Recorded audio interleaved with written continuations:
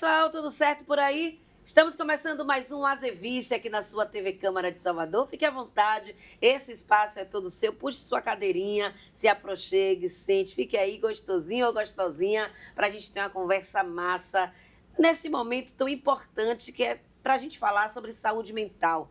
E eu queria saber de você, se você já ouviu falar na Baobá Saúde. Se não conhece, saiba que essa é uma clínica especializada em cuidar da saúde física e mental de populações minorizadas, negros, indígenas e a comunidade LGBTQI-APN+. O local traz no nome a importância do resgate da ancestralidade africana por meio da conexão com a comunidade. Localizada no bairro do Caminho das Árvores, um dos centros empresariais de Salvador, a unidade alcançou uma receita de R$55 mil por mês, com cerca de 70 atendimentos entre as especialidades de psicologia, psiquiatria, microfisioterapia, estética e psicopedagogia. Justamente para entender melhor como é que funciona a Baobá, entender mais sobre seus idealizadores, é que eu convidei aqui a grande responsável por esse feito, a psicóloga Laís Brito. Laís, minha querida, tudo certo com você? Seja bem-vinda, viu? Muito bom estar aqui com você, Cris. Agradecida por esse espaço. Muito bom também ter você aqui com a gente. Então me conte, onde é que você nasceu? Você é daqui de Salvador? De que bairro? Como é que foi sua infância, sua vida até chegar na psicologia? Pergunto isso porque é importante para quem nos assiste, vendo você aqui à frente da Baobá Saúde, entender como é que foi a sua trajetória até chegar aqui. Então, esse é um ponto bem interessante, né? As pessoas às vezes veem a gente num lugar profissional e acham que a gente nasceu aqui. Pois é. Nepo Baby! Só que não. Pois é. Eu nasci numa comunidade, numa favela, né? Beiru Tancredo Neves. Opa! Então, muita gente conhece, uma comunidade tradicional daqui. Morei lá durante 30 anos, ou seja, quase minha vida toda. Morei em Tancredo Neves e tive uma infância ali mesmo no bairro, uma infância comum, muito simples, né? Venho de uma família bem empobrecida. Meu pai pedreiro, minha mãe trabalhou de empregada doméstica e em fábrica de calçados, né? A vida toda eles trabalharam sempre nessas funções. E olhando para essa dinâmica toda familiar, é que eu sempre digo que a propaganda do MEC deu muito certo na minha geração, porque de fato eu assistia ali e dizia, né, que a educação era a única possibilidade de transformação, que estudar era um passaporte para o futuro, e eu levei aquilo muito a sério, né? E aí você conseguiu acessar a universidade e já foi de cara a sua escolha psicologia. Como é que foi esse acesso? Foi tranquila a sua passagem pela faculdade? Teve ali dentro episódios que você sentiu algum tipo de racismo? Conte um pouquinho mais. Então, a minha trajetória profissional começa antes da faculdade. Eu comecei a trabalhar com 9 anos. Meu pai tinha uma barraca na feira também, aos finais de semana, para complementar a renda. E eu comecei, né? A gente acordava 4 da manhã para fazer as cestinhas, as redinhas, aquelas redinhas amarelas, né? E a gente já começou assim, eu começo aí, passei minha adolescência inteira vendendo várias coisas. Já vendi roupa, bijuteria, todas aquelas revistas de cosméticos, coisa de casa, dava banca, fazia unha. Minha mãe trazia também, né, sandália da fábrica que ela trabalhava, a gente revendia, às vezes chegava em casa também, de meia-noite, né, da casa dos clientes. Minha vida profissional começa aos 9 anos, né, um histórico muito comum das famílias empobrecidas no Brasil, né? O trabalho infantil é isso também, né? Para complemento e sobrevivência das famílias.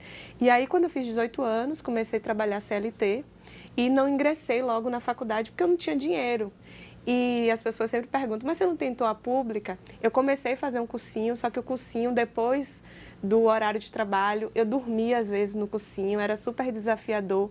E o medo de ser reprovada quase que me paralisava, né? Quando eu pensava na Universidade Federal e que eu teria que parar de trabalhar e na minha realidade familiar não era uma possibilidade, isso me assustava muito, assim. Então, acabou que apesar de eu ter feito cursinho, ter feito o Enem, eu não ingressei na universidade pública por conta dessa restrição da possibilidade de ter que trabalhar, né? E isso foi muito duro, porque eu queria ter ingressado aos 18 anos, como se espera, né? Saindo do ensino médio. Eu precisei esperar mais 5 anos. Eu já entrei na faculdade com 23 anos, que é quando a maioria das pessoas, né, que podem acessar logo após o ensino médio estão saindo. Eu estava entrando. Sim. E eu decidi ser psicóloga aos 12 anos, compreendendo essa dinâmica familiar e social, com muitos atravessamentos raciais, de violência.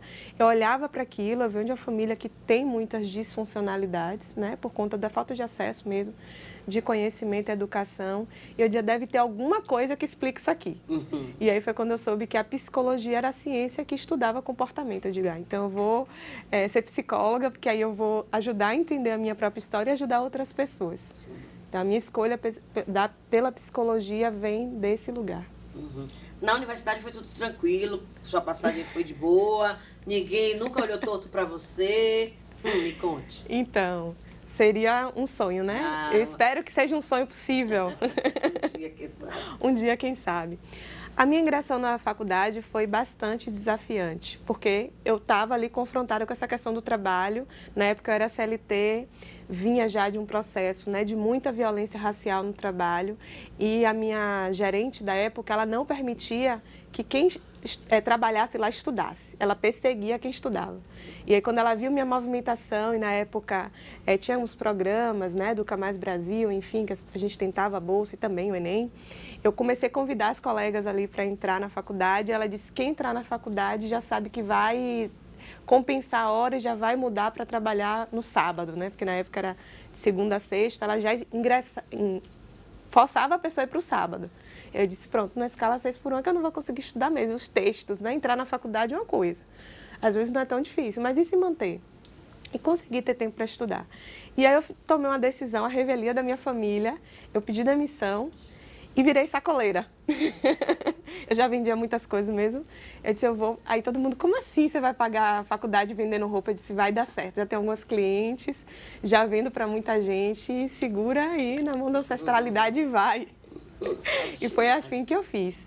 Eu entrei na faculdade já como sacoleira e todo mundo da faculdade me conhecia. Ah, a Laís chegou, a menina da mala limão, eu tinha uma mala limão, verde cana, assim. Bem discretinha. Exatamente. Vendia para desde funcionários da faculdade, né, aos colegas, professores, todo mundo ali, né, e fui me infiltrando, assim, criando minhas estratégias de sobrevivência. Só que aí a grana era aquele, né? Muito curta, às vezes dava para pagar, não, total, às vezes dava para pagar a mensalidade, tinha mês que não dava. E ao mês que não dava, eu ficava devendo e virava aquela bola de neve. Eu passei, foi assim, né? Uma vida realmente aventureira durante 10 semestres, 5 anos, porque tinha semestres que eu terminava o semestre devendo. E na universidade particular, para você matricular para o seguinte, você não pode ter dívida do anterior, então eu tinha que fazer acordo, era acordo em cima de acordo. E me marcou muito uma vez que eu estava devendo o semestre anterior, já tinha pago o cartão, aquele negócio, né? Cobre um santo, descobre outro. Tinha pago o cartão para fazer o acordo de novo, só que aí colocaram uma norma, né, de que os alunos que estavam ingressando só poderiam assistir a aula se estivesse com o nome na lista. E só estava com o nome na lista os alunos que estavam tudo ok, né, com a grana. E aí eu disse, não posso perder. Eu não perdi a aula, né? Enfim, me dedicava, porque para mim era muito caro estar naquele espaço. Eu lembro que eu fui conversar com a coordenação, e quando eu cheguei lá, né, ela olhou para mim e disse, então, eu só pedi uma semana, né? Eu disse, me dá uma semana para assistir a aula, é o tempo que faço o acordo e libera no sistema. Aí ela disse, então, Laís, aqui é uma faculdade particular, aqui não é filantropia, não. Só fica aqui, só se mantém aqui quem tem dinheiro. Se você não tem dinheiro, talvez não seja o seu espaço. Talvez não seja aqui que você tenha que estar. Que horror. E ela falou isso assim, alto e bom som, tinha uma fila, né? Quem já acessou o serviço de aluno em faculdade já sabe que é sempre muito lotado. Tinha uma fila imensa, mais ou menos com 50 pessoas ouvindo aquilo. E eu comecei a chorar. Eu disse, mas eu não posso perder uma semana de aula, porque pode passar trabalho e assuntos e os textos. Aí ela, infelizmente, como eu já te falei, aqui não é casa de caridade para fazer nada por você. E era uma mulher branca me dizendo aquilo, né? Eu disse, nossa, e agora, o que é que eu vou fazer? E muitos colegas também eu vi enfrentando isso e desistiram, né? Tive uma colega muito querida que hoje, né, uma parceira também da Baobá, ela precisou trancar por um ano porque não teve grana para se manter. Eu disse, eu não vou trancar, né? Eu só vou terminar esse curso realmente quando acabar os 5 anos. Eu vou me manter aqui de alguma forma. E aí eu decidi conversar com os professores, para eles, né, me autorizarem a assistir a aula, sabendo que meu nome não estava na lista. E fui contando aí com isso, né? Alguns arredios de se manter a regra ali da faculdade, outros compreenderam a dinâmica. E, para mim, o atravessamento racial mais marcante na faculdade, para além dessa experiência, foi o não ter as pautas raciais como base ali do ensino. Em nenhum momento, durante os 5 anos, a gente discutiu raça, gênero e classe. E parece que, já que não falou, qual que é o problema? O problema é exatamente isso, o epistemicídio, né? O apagamento. A gente não vai dizer, a gente não vai falar, a gente não vai fomentar essa discussão e fica parecendo que ela não existe, e é no lugar da invisibilidade que as violências vão se instaurando, né? Porque se não se prepara profissionais de psicologia, profissionais de saúde, para olhar para a nossa comunidade com todos os atravessamentos que ela tem, como é que a gente vai cuidar dessas pessoas? Incrível você falar sobre isso, porque e geralmente eu faço essa pergunta, essa provocação para quem vem aqui dar uma entrevista, justamente porque é um relato muito comum, né? Dentro dos cursos superiores a gente pouco vê ou vê esse recorte, ou percebe que há um interesse em trazer algum tipo de debate, algum tipo de discussão que considere a população negra, as minorias, né? Os minoritários. Enfim, mas como é que você decide, então, a partir da sua formatura, criar a Baobá, né? Algo tão especializado, algo tão específico para estes públicos? Então, nos últimos 6 anos, eu venho me dedicado, né? Eu sou uma pesquisadora independente aos estudos das relações étnico-racial. Não só pensar negritude, mas também pensar branquitude, né? Olhar para as raças e dizer, quem é essa raça dominante? Né? Quem são as raças minorizadas de direito, oprimidas dentro dessa estrutura capitalista? Então, eu comecei a fazer cursos, formações, né? E me especializando, querendo entender. A minha clínica sempre foi uma clínica preta. Eu sou uma mulher preta, as pessoas pretas me buscavam exatamente por conta dessa identificação e para cura do meu próprio processo de vida, né? De uma história inteira que se constitui com muitas violações de direito, com muito racismo. Eu me conheço preta, me entendo preta desde criança, né? Com todas as violências que sofri na escola, né? Muito marcada ali, essas experiências desafiantes. E eu sabia que a minha comunidade, os meus clientes, pacientes, também estariam com essas vivências. Fui me especializando para oferecer uma escuta cuidada, possível, genuína, e para cumprir, inclusive, o Código de Ética de Psicologia, né? Que é pré-requisito do Código de Ética que a gente tenha compreensão pelaquela comunidade que a gente vai acolher e oferecer o nosso serviço. Isso é essencial, né? Porque quando, a gente até falava aqui nos bastidores, né? Quando a pessoa acessa determinados espaços e percebe a presença de iguais, né? Elas se sentem muito mais à vontade, para serem elas mesmas, para falar sobre seus problemas, para, enfim, buscar ajuda, para seja lá o que for, né? Desde um serviço mais simples até algo mais complexo, né? Como muitos pensam a psicologia. Se você encontra pessoas semelhantes a você ali naquele lugar, fica muito mais fácil de você dialogar. E eu queria que você falasse, então, de que forma é que funciona a Baobá. Quem está nos assistindo agora, tem interesse em buscar um serviço de psicologia ou dentre essas especialidades que vocês oferecem, qual é o passo a passo? Como é que ela pode fazer? É pelo site, pelo Instagram? Como é que faz? Vamos lá, também vou responder o que você perguntou, como é que surge, né, a ideia. Primeiro, na escolha do espaço. O prédio que eu escolhi, apesar de estar na Avenida Tancredo Neves, né, que é um metro quadrado mais caro hoje, comercial, em Salvador, eu escolhi um prédio tradicional. Os funcionários de lá trabalham lá há muitos anos, 18 anos, 16 anos, são 13 funcionários e todos negros. Ótimo. Eu queria muito que o paciente que chegasse se visse nas pessoas e fossem bem tratadas, porque tem isso também.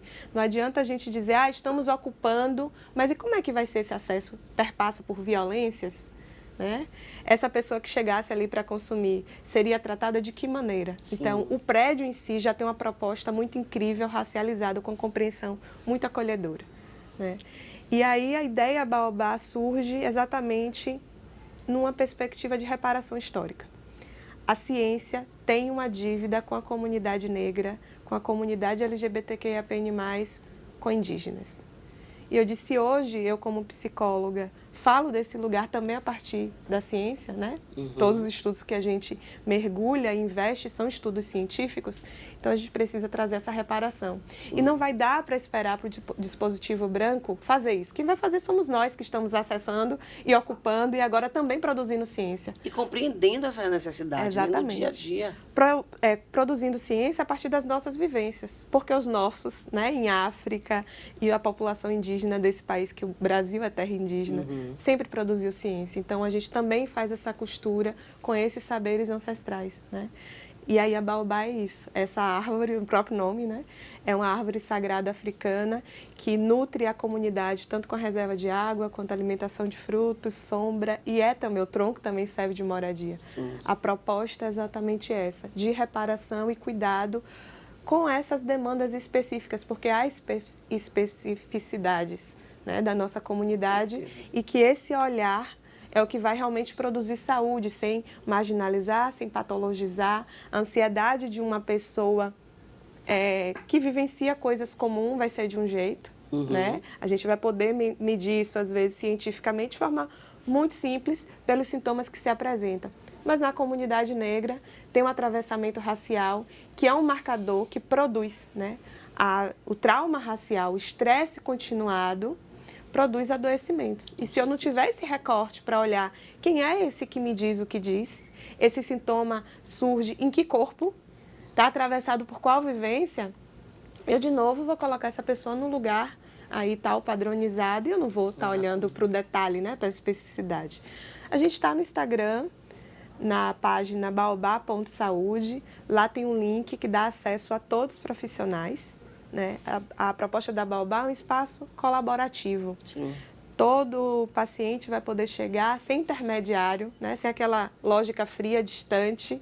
Né? A gente não tem recepcionista, alguém que media esse cuidado. Então, a pessoa vai acessar diretamente com o profissional que deseja contratar, negociar valor, horário e tirar dúvidas, precisar de retorno. É um acompanhamento realmente próximo. Né? A gente quer oferecer um cuidado humanizado, de pessoa para pessoa. Né, que o diploma, a certificação não esteja à frente do humano. Realmente a gente quer estar nesse encontro presente e oferecer saúde de uma forma mais gentil possível. Incrível. E como é que vocês têm quanto tempo, né, de existência? Tem quanto tempo que a Baobá existe? E como é que tem sido a procura? Né? Eu perguntava isso também nos bastidores aqui antes da gente começar. As pessoas têm se identificado, têm buscado através do Instagram, têm chegado de mansinho. Como é que está sendo essa procura? No início a gente falou sobre receita, sobre a média de atendimentos mensais, mas eu queria que você falasse no dia a dia como é que você vem percebendo isso. Então, a ideia consultório existe há 6 anos, mas Baobá ganha cara, né, de primeira clínica soteropolitana que pensa a saúde da população negra. Em janeiro, a gente inaugurou janeiro desse ano, é uma bebezinha aí, recém-nascida, que pede muitos cuidados e a gente está entendendo ainda, né? Está crescendo realmente, está se desenvolvendo, as pessoas estão procurando bastante, as pessoas se emocionam muito quando chegam no espaço, desde profissional quando vai prestar um serviço lá, contratar, né? O que a gente aluga também as salas, desde paciente, né? As pessoas chegam e olham para os elementos naturais que tem, a gente pediu para fazer um tapete muito inspirado no Munkab, racistas não passarão. A gente vai botar alguns inserts de imagem para, ao mesmo tempo que você estiver falando aí, o público de casa poder conferir, né? Como é essa estrutura que é tão acolhedora e por que as pessoas se identificam tanto. Sim. E aí as pessoas chegam e quando olha para o tapete diz, nossa, eu vou poder acessar um serviço de saúde e eu não vou sofrer violência. Né? A comunidade LGBTQIAPN+, por exemplo, pessoas não binárias, pessoas trans, travestis, costumam acessar ou evitar o acesso em saúde numa tentativa até protetiva, para não sofrer violência, para não sofrer transfobia. Porque muitas não transicionaram ainda, muitas não mudaram o nome no RG, é todo um processo, toda uma burocracia. E na Baobá interessa quem você quer ser no mundo, né? Como você se apresenta.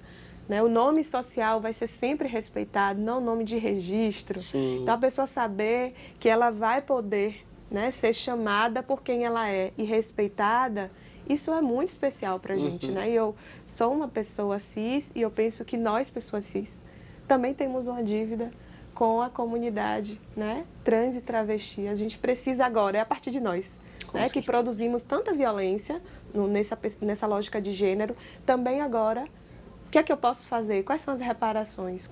Como eu vou contribuir? Que serviço é que eu vou oferecer? Então, a Baobá pensa todos esses cuidados mesmo, né? Falando dessa procura, né, a gente sabe que quando se fala em psicologia, existem sempre aqueles discursos de que, eu não tenho tempo para isso. Isso é bobagem. Eu não preciso de psicólogo.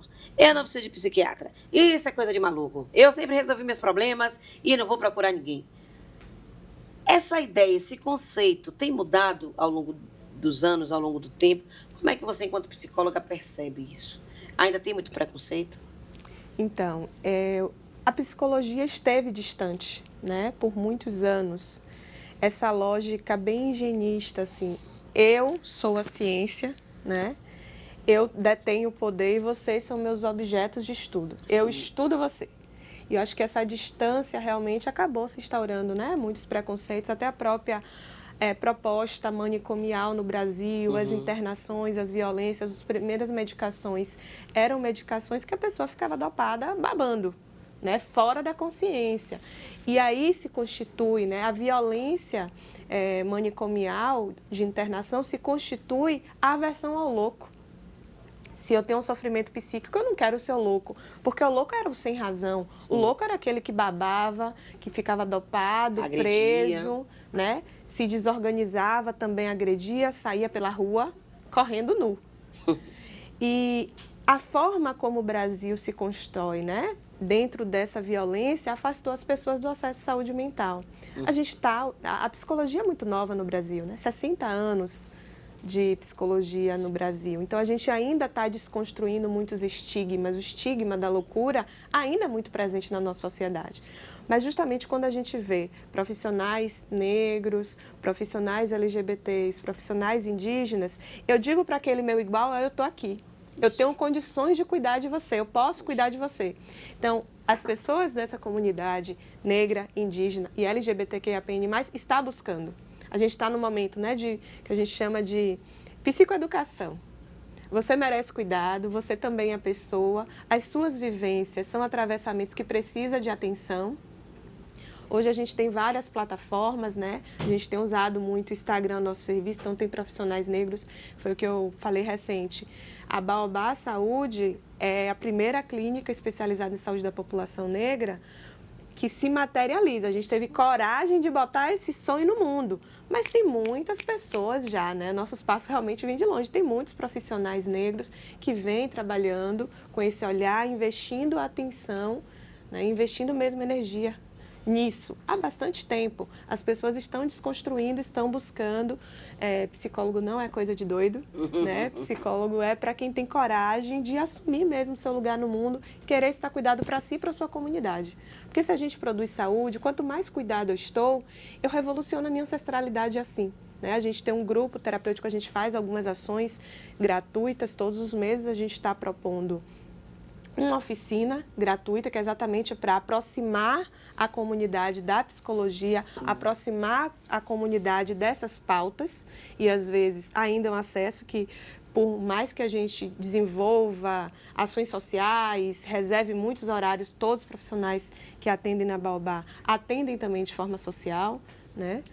Reserva alguns horários para atendimento social, mas ainda assim não dá conta, né? Porque é muita demanda para a gente conseguir pegar todo mundo. Então, as ações, as oficinas também é para a gente poder, né, promover e fomentar essas discussões.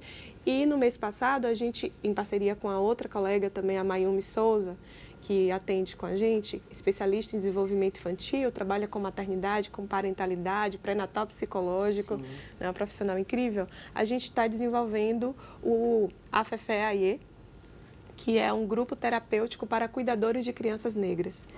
E é virtual, exatamente, também pensando na Proposta Brasil, né? Às vezes as pessoas ficam mandando mensagem, por que vocês não vêm para aqui, abrem uma clínica aqui? Como é que a gente acessa? Então, a gente está fazendo de forma híbrida também várias ações, online e presencial, para acolher o máximo de pessoas possíveis. E a proposta do grupo é exatamente essa. Quem são esses cuidadores dessas crianças negras? Cuidadores, muitas vezes, feridos pelas suas próprias histórias, e que agora a gente pode olhar, cuidar e revolucionar essa ancestralidade, essa história aí de vida, esses traumas transgeracionais, para levar uma relação parental, né, familiar, para essas crianças de um lugar mais cuidado. Com certeza, isso é de suma importância. Eu quero que você fale um pouco mais sobre a AFEFE aí daqui a pouquinho. A gente vai fazer uma pausa para o nosso intervalo, vamos beber uma aguinha, vamos conferir nosso perfil Azevich e daqui a pouquinho a gente volta ainda conversando sobre a Baobá Saúde, essa clínica que quer entender você, que está de portas abertas aqui em Salvador. Daqui a pouquinho a gente volta, não sai daí.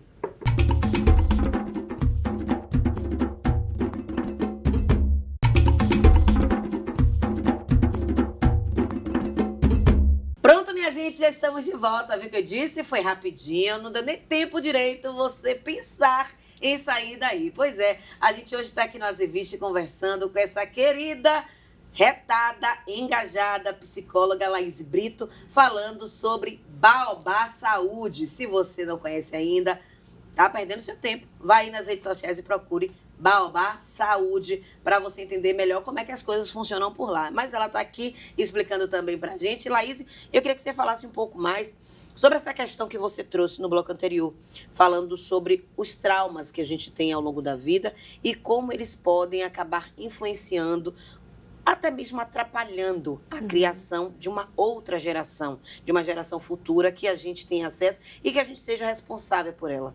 Como é que esses traumas podem impactar uma geração futura? Então, o trauma racial, né, é um marcador dentro da nossa vivência em diáspora. A nossa história não começa na escravização, né? A gente precisa voltar um pouco antes. Estávamos lá na nossa terra-mãe, no continente africano, com toda a potência que é, né, uma comunidade, uma coletividade, os modos de funcionamento, enfim. Nesse sequestro e que as pessoas negras chegam no Brasil, a gente já vivencia aí um trauma, né, que é o de não pertencimento, de sequestro mesmo, da perda de território e a escravização, que a gente não precisa, né, se aprofundar tanto para entender o óbvio, que é uma violência da mais absurda que aconteceu no mundo. Quando os africanos chegaram no Brasil e esse processo de escravização, eles começaram o que a gente hoje vai chamar de depressão. Mas à época já se tinha o entendimento dessa tristeza profunda da terra, do modo de vida, da comida e das pessoas, né? Porque elas eram separadas dos seus familiares. E a época já tinha essa compreensão, e olha como os nossos ancestrais sempre são sabidos, né? Toda a ciência nasce em Kemet, em África, hoje Egito, que era chamado banzo. Então, a comunidade negra já tinha essa leitura de que aquele banzo, aquela tristeza, aquela saudade da terra, da comida e do modo de vida, estava já acometendo e prejudicando mesmo a saúde mental, né? O banzo se assemelha muito à depressão, né? Essa tristeza profunda, a falta de alento, de desejo de seguir mesmo, de olhar para a vida bela como ela é, porque o espírito africano é um espírito livre, alegre, né? Até hoje está aí a nossa resistência, a resistência negra é essa. Apagaram, né, como o Nego Bispo bem disse, podem destruir os símbolos, mas não vão destruir a alma do africano, a alma do negro. A gente resiste, a nossa alegria, porque as pessoas, né, até hoje assim, nossa, tanta violência, como é que vocês sobreviveram e ainda conseguem sorrir? É a resistência mesmo, né? Só que nesse processo de vida, todos esses marcadores, porque o racismo segue se atualizando, né? Não fica na história ali de 1500, veio toda essa fantasia de abolição aí, mas a gente vive 525 anos de opressão e essa opressão vem se atualizando das mais diversas formas, desde o que é a realidade hoje da violência policial, a violência na saúde, a realidade dos confrontos nas favelas, né? Tudo isso vai, de fato, inoculando estresse no organismo das pessoas que estão dentro dessas vivências, e esse processo de estresse continuado constitui trauma racial. O trauma racial, ele prejudica e ele muda, né, a nossa fisiologia. Os estudiosos de trauma no mundo já reconhecem o quanto o estresse cronificado muda a nossa forma de existir, muda as nossas sinapses e produz adoecimento que a gente vai chamar na neurociência de psicossomática. Então, às vezes, não é só o sofrimento emocional, a depressão, a ansiedade também, mas também aumento de pressão arterial, aumenta os riscos de doenças cardiovasculares, insônia crônica, tumores, né? Tudo também pelo estresse racial. Se a gente não consegue ter esse marcador, né, esse reconhecimento que essas violências que o racismo produz até hoje, diariamente na nossa comunidade, quando você vai acessar os serviços, quando você não tem um aumento, quando você não tem um reconhecimento no ambiente de trabalho, quando você não tem condições dignas, a escala exaustiva, dupla, tripla jornada, como muitos dos nossos vivem até hoje, tudo isso vai inoculando estresse nessa fisiologia que constitui trauma racial. E isso vai prejudicando a fisiologia, o corpo vai adoecendo e as relações também vão adoecendo. Porque como é que a gente vai se relacionar com a nossa família, com os nossos amigos, com a nossa parte adoecida, né? Você é mãe, se você vive numa dinâmica extremamente adoecida, sua filha vai se relacionar com qual parte sua? Sim. Com a sua parte adoecida, né? Com a sua parte cansada, exausta, sem paciência, e aí você acaba transferindo toda essa violência, todo esse cansaço, todo esse estresse, e ela vai aprendendo ali modos de vida não saudáveis. Né? E a cura, consequentemente disso também, é outro processo, né? Então, a gente não consegue falar em cura possível ou um futuro possível sem a reparação. Né? A gente vai sempre voltar para a ideia que precisamos construir políticas públicas para a comunidade negra. O ingresso, né, ao reconhecimento de que essas coisas são reais e possíveis. Eu escrevi agora com uma pesquisadora do SUS sobre um artigo, né, sobre como o trauma racial impacta na saúde da população negra, porque são essas vivências, né? É o transporte público que não é de qualidade, é a violência dentro da comunidade e as próprias pessoas que não estão em vulnerabilidades sociais, né, pessoas negras que conseguiram ou não nasceram, né? Nem todas, a gente também tem que sair dessa história única, que toda pessoa negra, ela está em vulnerabilidade social, né? Tem pessoas negras que não estão, mas o estresse racial, a violência racial vai bater na porta, né? O racismo, ele não escolhe CPF, ele não escolhe CEP, né? Ele não escolhe pessoa, a raça chega primeiro, né? Você é uma pessoa negra, você vai ser atravessado por essas vivências e o acúmulo dessas vivências, que o Adilson Santos chama de microagressão, né? Essas violências, de certa forma, sutis para o comum, né? Porque quem vivencia sabe o quão agressivo é, vai criando uma hipervigilância no nosso corpo, e aí que vai mudando a nossa fisiologia, né? Nosso cérebro, ele é uma máquina perfeita e vai acionando o nosso sistema de defesa, que cria hipervigilância, e nessa hipervigilância eu vivo como se eu estivesse em luta e fuga, como se a todo momento uma ameaça, uma possível ameaça, pudesse me exterminar e me destruir. Isso que vai, né, constituindo estresse cronificado no nosso corpo. E é terrível a gente pensar sobre isso, né? É terrível a gente imaginar que a gente passa por tantos processos e não se dá conta no dia a dia, se não tiver uma ajuda externa. E é nesse sentido, nessa perspectiva, que eu te pergunto quais são as principais demandas dentro desse universo todo que você citou aí, que chegam lá na Baobá. As principais queixas, as principais reclamações, as principais inquietações do nosso povo. Quais são as que mais têm chegado? Então, eu sempre digo que ainda que a pessoa não saiba nomear cientificamente o que está acontecendo com ela, o corpo sabe. E o nosso trabalho é exatamente numa proposta de potencializar esse corpo. Você sabe, né? Relembrar o corpo, esse corpo ancestral, né? Que não só traz o trauma ancestral, as violências, né, do racismo, da colonização, da colonialidade, mas que traz também muitas expertises, muitas sabedorias. Então, a gente olha para essa pessoa que chega e a gente vai relembrar coletivamente quem ela é. Então, na Baobá a gente empresta livro, né? A gente tem uma mini biblioteca lá, então eu sou uma leitora, né? Me esforço aí para ser uma leitora ávida. Leio menos do que gostaria, mas leio o que posso. E a gente empresta livros, né? E livros que tanto acolham nessas vivências para a pessoa sair, porque às vezes ela acha que aquilo é uma vivência única dela, ou que ela está falhando, ou que ela está fracassando, ou que ela não está sendo suficiente, né? Que ela não está sendo boa.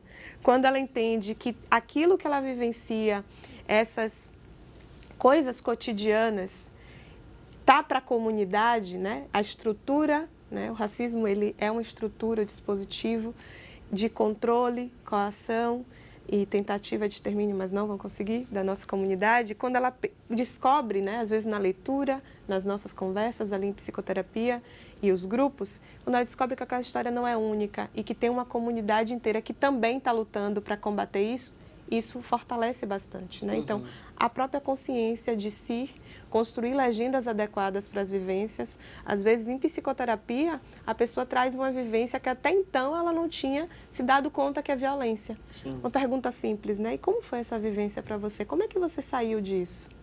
Como é que seu corpo sentiu isso? É ali, às vezes, que a pessoa tem um espaço de respirar, parar e dizer, nossa, Laís, eu fiquei trêmula, eu não dormi, eu fiquei com aquilo rodando, remoendo na minha cabeça, né? Eu senti taquicardia, às vezes ela vai se dando conta ali, a fala é organizadora, né? A Bell Hooks, quando traz naquele livro Erguer a Voz, o quanto é potente e curativo para pessoas negras vocalizar mesmo, né? Colocar para fora, erguer a voz, nomear a violência, chamar a coisa pelo nome. Eu não chamo de abuso, né? Esse é um outro tema, então, talvez para um outro dia. Eu tenho um curso de cuidado e acolhimento para pessoas que vivenciaram situação de violência e negligência. Ah, e por que não abuso? Porque, primeiro, ninguém tem direito de uso. Se não tem direito de uso, não se configura abuso. É violência e negligência mesmo. Quando a gente chama a coisa pelo nome, a gente coloca aquilo no lugar que é. Sim. A gente consegue, inclusive, atacar o problema, porque agora é um problema. Então, nomear é muito poderoso. Incrível. Lá tem as especialidades de psicologia, psiquiatria, microfisioterapia, estética e psicopedagogia. É isso? Chegou, mas um profissional agora, né, que é um paraense, sob um Dr. José Farias, neurologista, Opa. uma pessoa com TEA, e ele soube da Baobá, não tinha nem chegado aqui em Salvador ainda, e mandou mensagem pra gente massa. em fevereiro. Eu vou estar em Salvador e quero atender no espaço assim, porque eu também estava com muito receio de, como profissional negro e com TEA, ir para uma clínica branca e também sofrer violência, porque esse é um recorte, Cris, que pouco se fala. Os profissionais de saúde, porque aquilo, né? O canudo não vai proteger a gente. Né? Ter uma graduação não protege a gente do racismo, inclusive de paciente. Eu, como mulher negra e já psicóloga, sofri violência, né? 3 vezes muito direta de paciente. Como foi? A primeira vez, uma mulher marcou comigo, fui lá, atendi. Ao final do atendimento, ela disse, sim, hoje eu falei com você, Laís, e que dia que vai ser com a psicóloga? Eu fiz bem essa cara aí, né? Precisei respirar assim um pouco, não respondi de imediato, porque meu corpo estava processando, só em falar agora o corpo já dá uma esquentada. Eu disse, então, só se você marcar em um outro espaço, porque aqui a psicóloga sou eu. Na época não era, né, Baobá, era meu consultório independente. Aí ela, não, vai desculpando, né, que é a fragilidade branca. Sempre é assim. Fragilidade branca. Toda vez que são flagrados. É a fragilidade branca, né? Todas as vezes que são flagrados, eles recuam, né? Aí ela disse, não é isso que você está pensando, não. E aí, uma das coisas, né, que é a minha estratégia de sobrevivência, que eu também ensino para as pessoas que me acompanham, é a psicologia do constrangimento sempre funciona. Devolver o constrangimento. E eu perguntei para ela, mas o que é que eu estou pensando? Me diz. Não é por causa... Aí eu, do quê? Da minha cor da pele? Não, mas não é por causa da minha cor da pele mesmo. E eu não tenho problema nenhum, eu sou uma mulher negra e psicóloga. Talvez seja o seu problema em não reconhecer pessoas negras quanto profissionais. E ali, enfim, não me senti confortável de seguir, né, com o acompanhamento que eu precisava me preservar. Uma outra situação, essa foi muito violenta, foi uma mulher que eu atendia já há alguns meses, uma mulher branca, e ela entrou, nesse dia ela chegou assim, muito, enfim, até hoje eu não sei nomear, né, se desorganizada ou mobilizada, ela chegou, entrou com consultório dentro, sentou, levantou a mão e, Laís, traga minha água. Oxi. Eu olhei para aquela cena, tá, levei a água, que geralmente ofereço, água, café, chá, a Baobá é bem confortável. Era o primeiro atendimento. Não, ela já estava comigo há uns 4 meses. Já era Baobá. Não era Baobá ainda, né? Consultório independente. E aí, eu lembro que eu fiquei extremamente desconfortável. E no meio ali do atendimento dela, ela disse, Laís, então, eu não estou mais frequentando aquele mercado lá junto da minha casa, porque tem muita gentinha de cor. Eu lembro que aquilo me atravessou tão forte e eu não consegui escutar mais ela. Até que eu pedi para que ela parasse e falei para ela que eu não estava conseguindo ficar presente, né? Ela, mas você se incomodou por quê?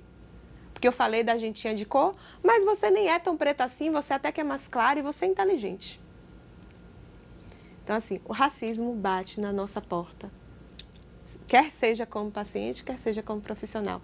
E é justamente por essas vivências que eu tive, né, e que meus colegas também têm e que compartilham, que a gente pensou a Baobá como aqui a gente também está num lugar seguro. É um lugar seguro para a gente quanto profissional e para o paciente.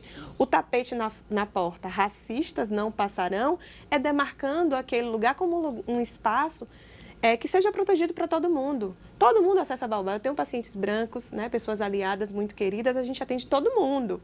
A gente atende todas as raças, todas as cores, todos os gêneros. Só que nosso cuidado queremos estar no espaço seguro para a gente, não sofrer violência, como também a gente não produz violência para os nossos clientes.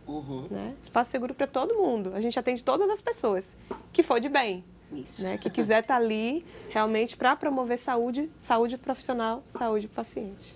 E necessariamente todas as pessoas que procuram a Baobá passam por todas as especialidades ou há o direcionamento? Cheguei lá na Baobá, como é que você vai identificar qual é a minha necessidade? Se é da psicologia, se é da psicopedagogia, se é da neurologia, enfim, como é que vocês dividem ali os processos pelos quais cada paciente vai passar? Então, esse é um movimento muito autônomo do próprio paciente. É o paciente que escolhe, né? Eu quero começar uma psicoterapia, vou procurar as psicólogas, né? Não, estou procurando um neuro, vai procurar lá o doutor José. Estou procurando uma psiquiatra, vai procurar a doutora Carolina. Não, eu quero fazer. E aí é essa revolução também que a gente leva, né? Tem a Sheila, que é a enfermeira esteta, que ela faz limpeza de pele, massagem, drenagem.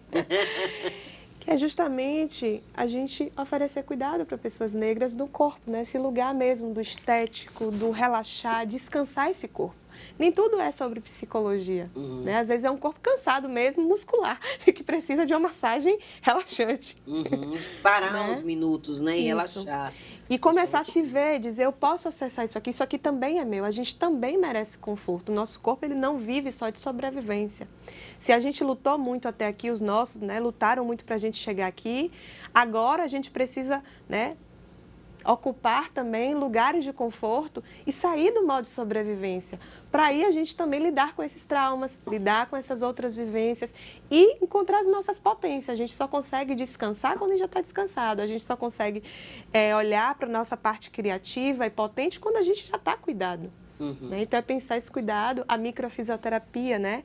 Que é um trabalho muito incrível que a Josane, que é a fisioterapeuta, promove.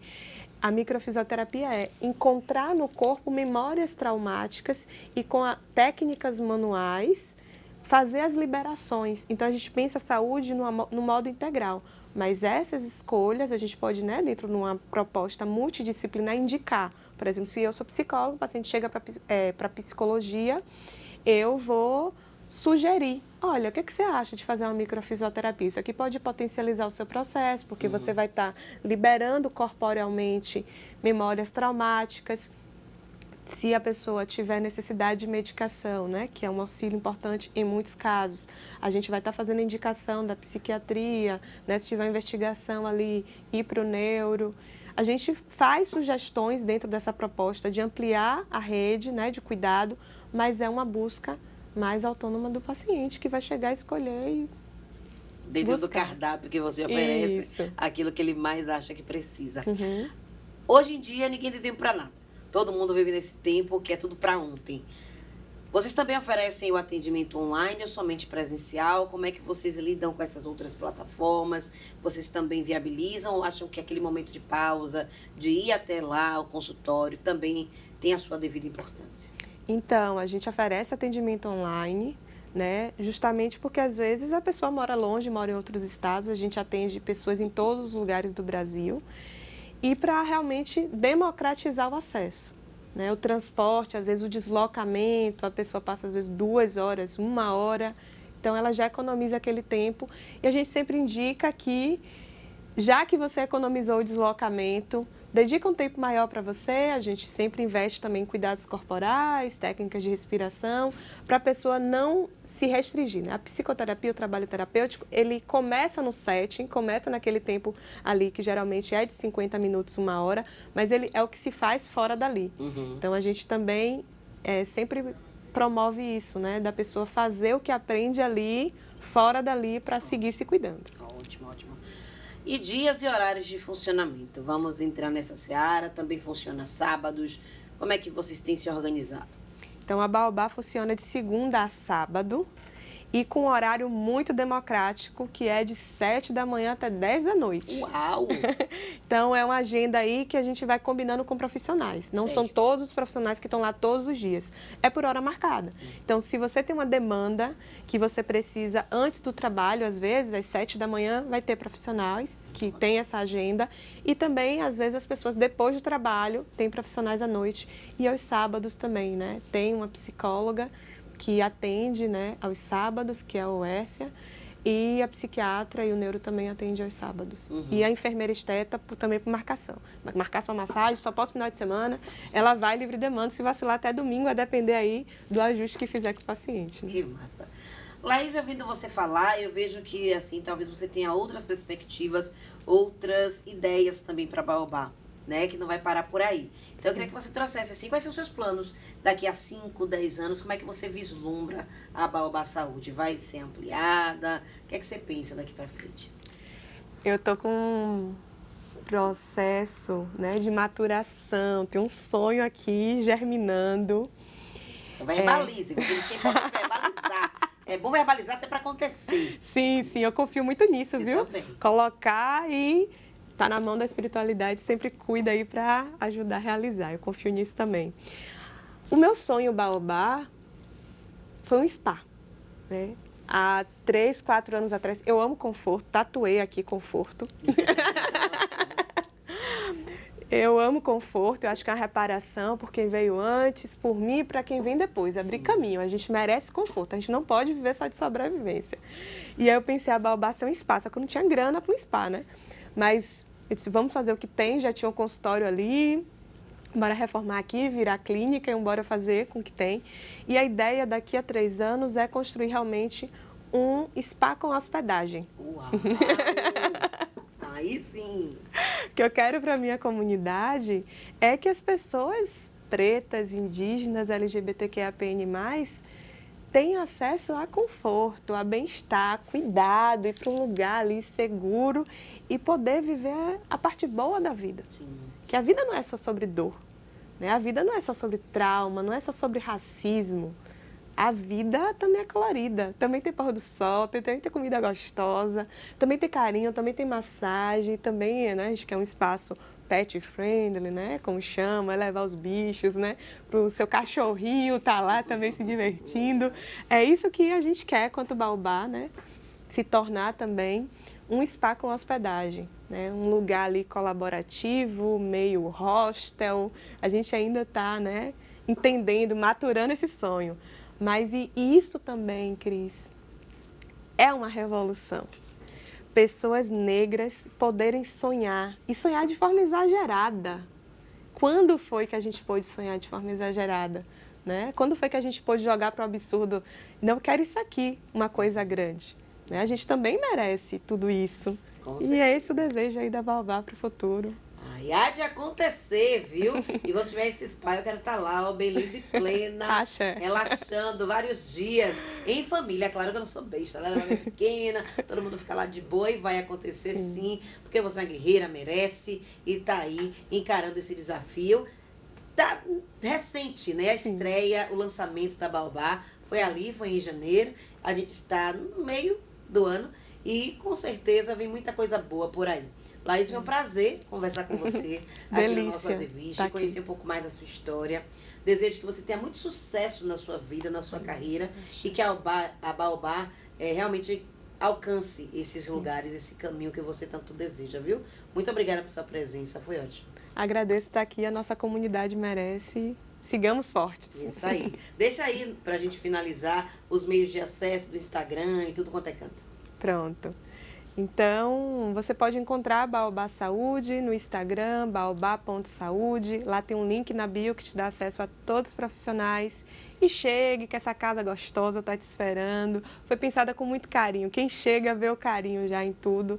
E vai ser uma satisfação ter você. Quem chega não sai mais. E assim também é com você que está aí assistindo o Azevich. Muito obrigada por sua audiência, por você ter ficado com a gente até esse momento, acompanhando esse papo gostoso. E vá lá, procure a Baobá e fique aqui comigo toda segunda-feira, 1 da tarde, aqui na sua TV Câmara, viu? Um beijo pra você e até a próxima semana.